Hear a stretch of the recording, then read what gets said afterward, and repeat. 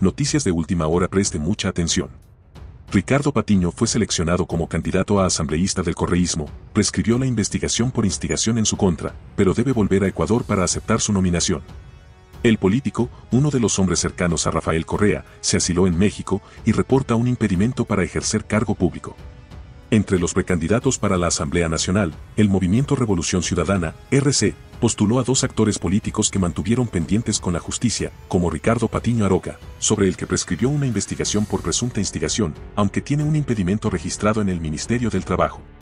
El último sábado, 10 de agosto de 2024, la agrupación correísta, Lista 5, hizo su convención nacional en Guayaquil para la selección de precandidatos para los comicios generales del 9 de febrero del 2025, en los que se escogió por proclamación de la militancia a Luisa González Alcíbar y Diego Borja Cornejo como precandidatos a la presidencia y vicepresidencia de la República, respectivamente.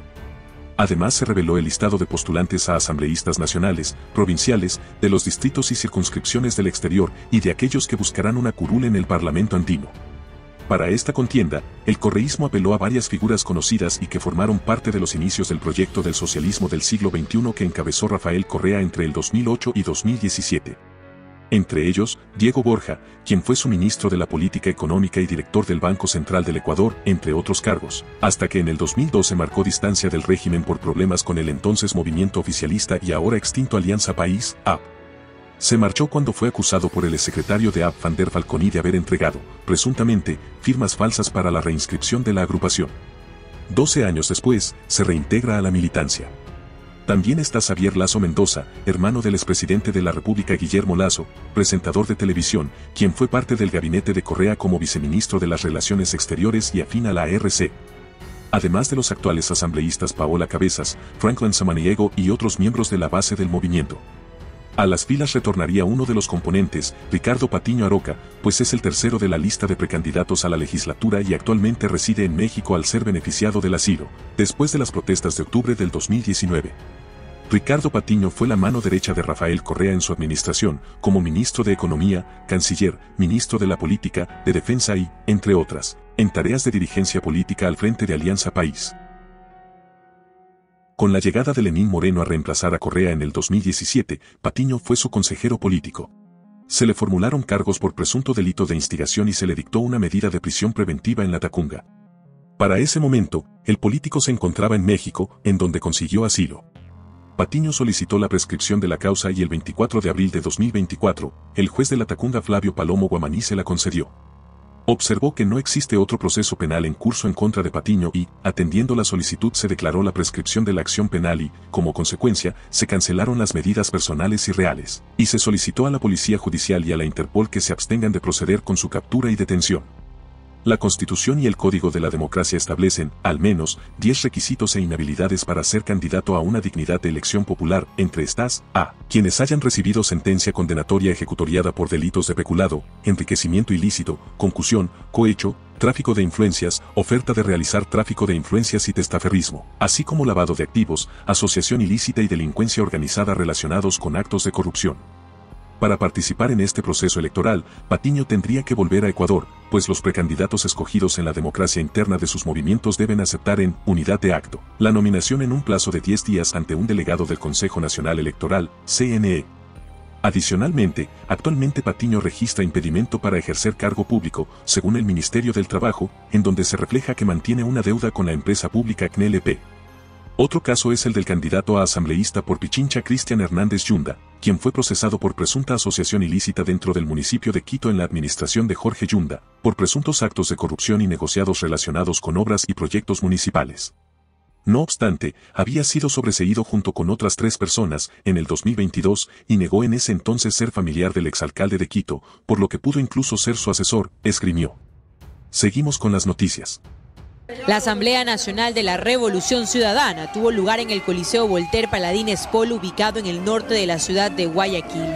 Aquí se oficializó el binomio presidencial que integra a Luisa González y Diego Borja para los comicios del 2025. La ahora candidata Luisa González agradeció a la militancia y llamó a la unidad del partido. El quiteño economista y político Diego Borja, escogido como la pareja presidencial de González, en su discurso recalcó haber conocido al líder del movimiento Rafael Rafael Correa en la universidad.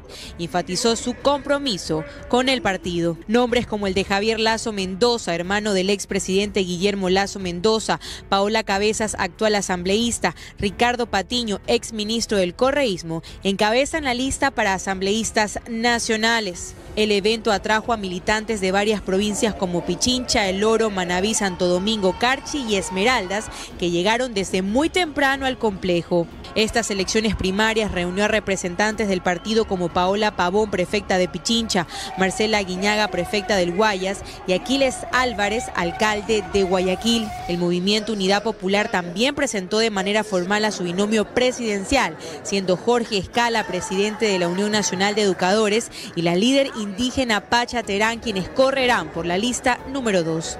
Ellos se denominan el binomio de los sectores populares y mencionaron que no tienen ninguna alianza con algún partido por el momento.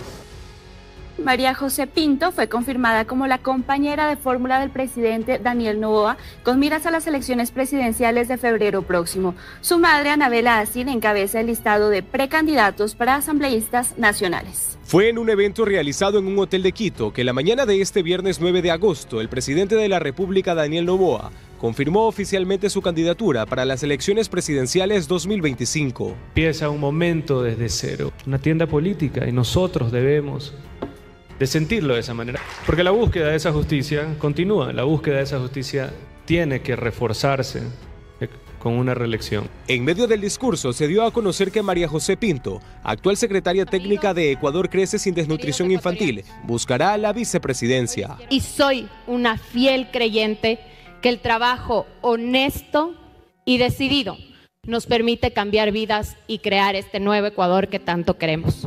Además, se reveló que la madre del presidente Daniel Noboa, Anabela Asín, vuelve al escenario político encabezando la lista de asambleístas nacionales por el partido ADN 7. Su legislador suplente será José Francisco Mansur. Consolidar una asamblea fuerte y que esté comprometida para sacar adelante a nuestro país. Que no parte con criminales, que no pretenda censurar a los ministros que están trabajando, desenmascarando corrupción. Entre los aspirantes a la asamblea también están ministros y secretarios que conforman el actual gobierno, como Nils Olsen, ministro de Turismo, Diana Jacome y Esteban Torres. El evento contó con la presencia de cientos de simpatizantes que desde los exteriores del hotel y a través de pantallas conocieron a los candidatos de ADN, mientras que en Guayaquil se realizó una concentración en los exteriores del Teatro Centro de Arte, donde se confirmaron quienes conformarán el listado de candidatos que correrán en los comicios generales del 9 de febrero del 2025. El Consejo Nacional Electoral recibió más de 100 solicitudes de veedurías para las primarias de las organizaciones políticas de cara a las elecciones generales de 2025. A la par, el organismo trabaja en la depuración del registro de movimientos y partidos, donde uno de ellos corre el riesgo de ser cancelado. Hasta este próximo 17 de agosto es la fecha límite para que 17 organizaciones políticas nacionales y 61 provinciales realicen sus elecciones primarias de cara a los comicios del 2025. En este sentido, el director de organizaciones políticas del Consejo Nacional Electoral, Fidel Icaza, detalla que a la fecha todos los partidos han solicitado veedurías y así poder inscribir sus candidaturas. La ley básicamente establece 3 modalidades en lo que pueden ser las elecciones primarias.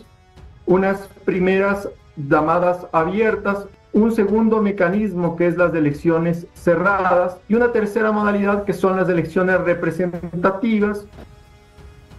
Para estas elecciones generales, el Consejo Nacional Electoral también pone la lupa sobre el registro permanente de organizaciones políticas, conformado por 232 organizaciones, el mismo que ya fue depurado para este nuevo periodo con la cancelación de 53 organizaciones en todo el país, una de ellas a nivel nacional, como Mover, antes Alianza País.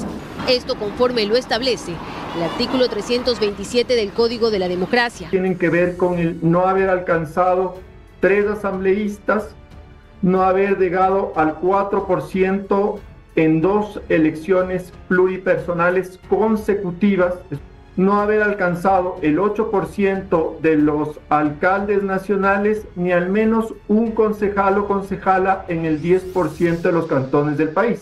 Como parte de otra subregla también se tomará en cuenta si la organización política no postula candidatos en el nivel de gobierno, y de no hacerlo se asumirá automáticamente como 0% de obtención de votos válidos. Las organizaciones políticas que no tienen este porcentaje seguramente tendrán mayor atención en estas elecciones generales. Hasta el momento, solo el Movimiento Amigo estaría con tarjeta amarilla por los resultados obtenidos en el 2023.